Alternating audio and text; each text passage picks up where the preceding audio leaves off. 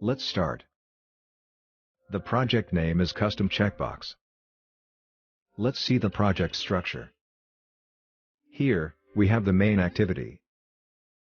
And in the UI, we have activity_main.xml, which is the layout of main activity.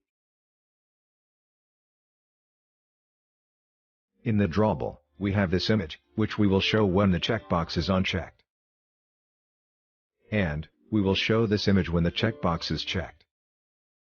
Also, we have this custom_checkbox.xml file. This file handles the checked and unchecked states of the checkbox, and shows the images accordingly.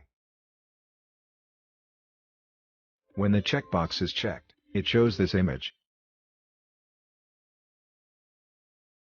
And when the checkbox is unchecked, it shows this image. Let's see the UI.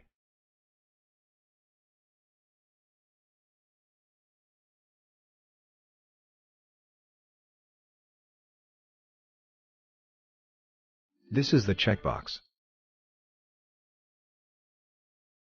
Let's see the code.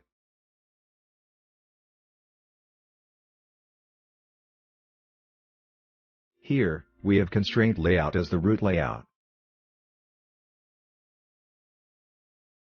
And this is the checkbox.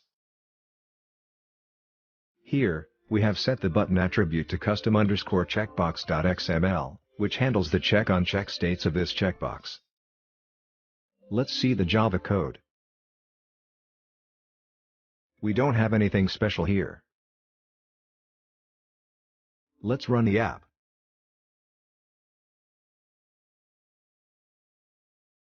As you can see, when I check the checkbox, a custom image shows, and when I uncheck the checkbox, a square image shows. So that's it.